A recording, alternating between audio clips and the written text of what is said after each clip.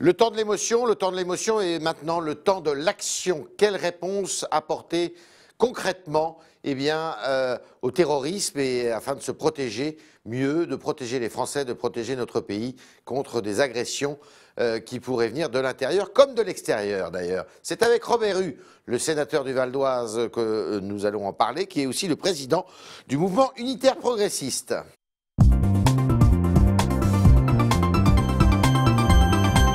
Monsieur Robert Hue, bonjour. Bonjour. Bienvenue dans ces locaux. Alors, est-ce que vous avez acheté Charlie Hebdo ce matin? Mais c'était épuisé.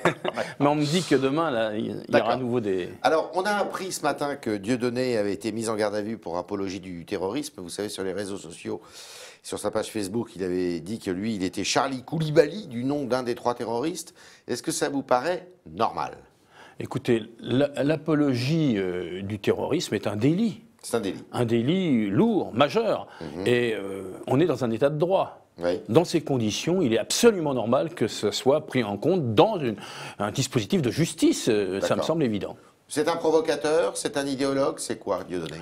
Il y a une grande part de provocation, mais ce serait affaiblir sa démarche que de ne pas voir derrière un choix de repli idéologique s'inscrivant dans une démarche de ce fanatisme qu'on voit aujourd'hui. Vous voyez qu'il a beaucoup de spectateurs aussi.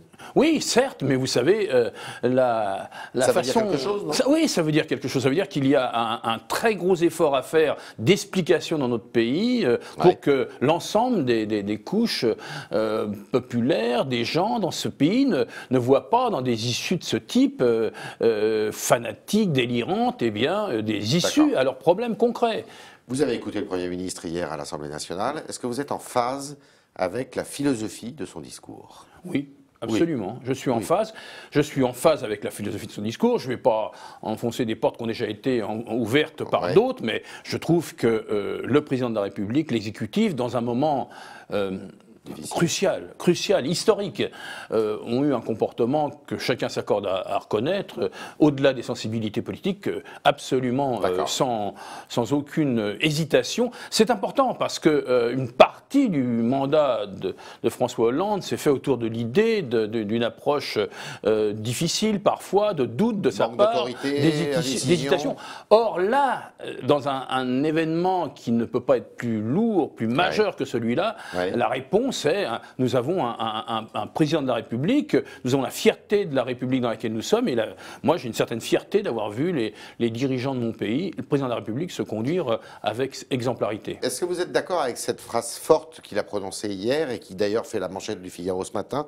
Nous sommes en guerre contre l'islamisme radical. Nous sommes en guerre au plan militaire déjà. Hier j'ai voté la prolongation de l'intervention en Irak. Au Mali, c'était fait. Oui, nous sommes en guerre contre une démarche qui, effectivement, s'inscrit dans un intégrisme fou, qui ne correspond pas du tout à ce qu'est la réalité de l'islam, du monde musulman, et dont il est souvent d'ailleurs les premières victimes. Mais je crois que de ce point de vue, c'est clair, il faut s'attaquer avec force, avec volonté, comme l'a fait le Premier ministre hier, et comme l'a fait à plusieurs reprises le Président de la République, à ces questions. Pourtant, si vous regardez la carte du monde, vous voyez quand même que de Damas à, on va dire, à Tombouctou, eh bien, c'est l'islamisme qui règne, c'est l'intégrisme qui règne. Vous êtes d'accord pour le dire, mais c'est bien pour cela qu'on mène la guerre. À l'extérieur, et au plan des idées, au plan de la bataille interne, au plan des mesures à prendre, d'efficacité en matière de sécurité, de renseignement, etc., il faut avoir la même portée au niveau national. Ce que je voudrais me permettre d'ajouter à cette question, parce que nous vivons quelque chose, c'est pas, je crois, grandiloquent, d'historiquement essentiel. Et nous sommes plus du tout comme il y a 8 jours. Et ce que je veux dire, ça veut dire que vous étiez un peu aveugle il y a 10 jours? Je ne crois pas. Je ne crois pas, parce que ce que je vais vous dire, c'est que depuis des mois et des mois, vous le savez certainement, j'ai publié un livre où je m'interroge sur la capacité des partis politiques traditionnels à faire face à ce qu'est la situation de notre pays. Nous étions dans une démarche où le peuple apparaissait dans un pessimisme fou, un repli, les publications allaient dans ce sens. Or, aujourd'hui, on a un peuple qui, hors des partis politiques, C'était très important, c'est levé. Je crois qu'il faut mesurer le choc de citoyenneté que ça représente, et il faut que les partis politiques en tirent tous les enseignements. C'est ça l'action immédiate. C'est-à-dire que je pense que les partis politiques ont la nécessité, je pèse mes mots, de se métamorphoser, sinon le peuple réagira autrement. On disait que notre peuple n'était pas un peuple tourné vers la politique. La politique dégoûtait ce peuple. Mais en fait, ce qui dégoûtait ce peuple, c'est cette façon de faire la politique. Et ce qui est le plus important, cette marche formidable il y a 2 jours, est essentielle. Mais ce qui a été peut-être le plus fort, c'est les manifestations spontanées dès le premier jour, sans qu'il y ait appel de la part des forces politiques traditionnelles. Alors, il y a on ne les connaît pas encore dans le détail, mais des mesures qui ont été annoncées hier, qui ont été annoncées comme exceptionnelles.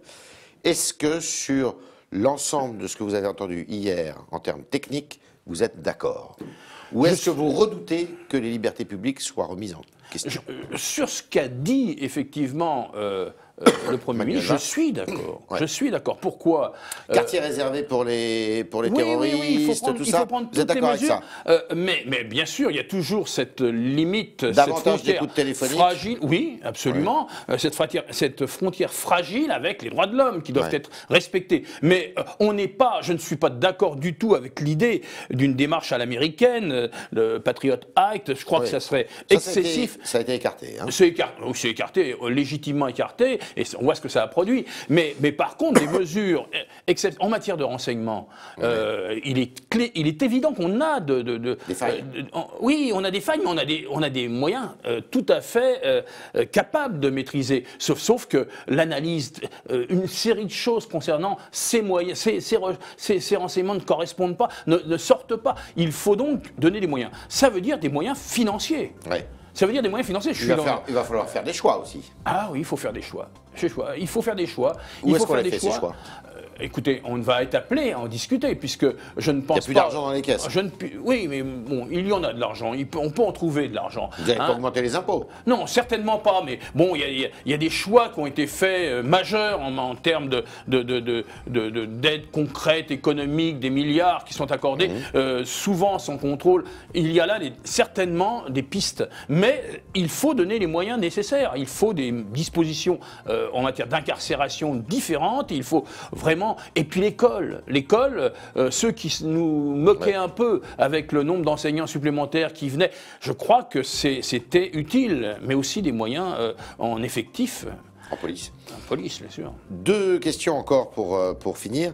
Est-ce qu'il faut renouer, par exemple, les liens avec les services secrets de Bachar el-Assad, par exemple, en Syrie? Je ne crois pas que ça soit à l'ordre du jour. Pourtant, vous savez que la Syrie est une plaque tournante. Non, mais je ne crois pas. Mais j'ai dit hier dans l'hémicycle au Sénat, sur la question de la prolongation de l'intervention, j'ai dit qu'il y avait, en termes diplomatiques et politique, c'est une façon de dire aussi, diplomatique, ça veut dire ce que ça veut dire dans cette région. Des liens nouveaux à établir, des liens avec avec l'Iran, avec la Turquie.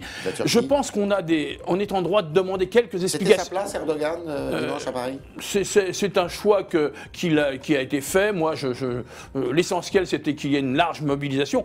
C'est pas ma tasse de thé, vous le savez bien. Ouais. Mais ce qui est certain, en tous les cas, c'était un signe qu'il fallait donner. Mais il y avait d'autres moyens de le donner. Ce que je dis, c'est qu'il y a aussi les Émirats.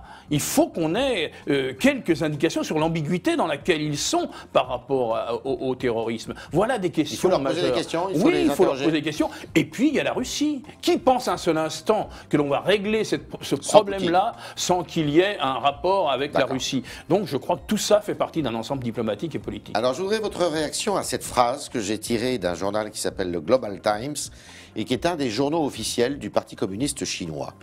Ce que les sociétés occidentales développées traversent, dit ce journal, c'est le prix de leurs actes historiques d'esclavage et de colonialisme qui ont conduit à leur démographie actuelle. Je ne crois pas que je m'inscris dans une démarche comme celle-là. Moi, je suis très respectueux des conditions dans lesquelles les Chinois conduisent leurs affaires. Oui. C'est un mode démocratique, entre guillemets, qui n'est pas le nôtre. Et vous l'appelez démocratique quand même? il y a écoutez, en tous les cas, il y a un certain nombre de dispositions qui font qu'on commerce avec eux, il y a des rapports. Bon, ce n'est pas une dictature en clair, c'est ce que j'ai voulu dire. C'est pas une dictature. Non, je ne considère pas que ce soit une dictature. Mais en même temps, la Chine n'est pas une dictature. Non, c'est pas pour moi. Ce n'est pas une dictature. Mais c'est un choix de fonctionnement qui n'est pas du tout celui que je retiens. Souvent, la Chine, les dirigeants chinois disent qu'il faut tenir compte de ce qu'a été notre histoire. Mais nous aussi, on a une histoire démocratique et on y tient. Et c'est ça qui fait effectivement la puissance de la réaction qu'on a pu connaître des Français. Je suis quand même un peu étonné. Il y a quand même des gens, des Chinois qui se font emprisonner pour ce qu'ils pensent, pour ce qu'ils disent en Chine. Comment vous pouvez dire? Qui se font pendre haut et court. Non mais oui, mais ce n'est pas un modèle que je me fixe, c'est évident. Mais quand vous dites que c'est pas une dictature, non, c'est pas une dictature. Je ne crois pas. Je ne crois pas. Mais, ou alors il faut qu'on en tire les conséquences. On peut pas tous les jours faire le commerce avec la Chine, être sans arrêt à lui laisser, par exemple, acheter telle ou telle part dans un aéroport français, le club Méditerranée. Et alors qu'est-ce qu'on fait? Il faut choisir. Donc il faut, je considère qu'il faut continuer ainsi et protéger les conditions dans lesquelles nous préservons notre démocratie. C'est essentiel. Essentiel. C'était le talk orange Le Figaro de Robert Hue qui est en phase avec ce qu'a dit le Premier ministre hier à l'Assemblée nationale, aussi bien sur sa philosophie que sur les réponses techniques qu'il a apportées, dans la mesure où ce n'est pas un Patriot Act à la française qui a été proposé. Et Robert Hue nous dit également que la Chine, c'est pas sa tasse de thé, mais ce n'est pas une dictature non plus. La preuve, c'est qu'on commerce avec. Merci Robert Hue. Merci.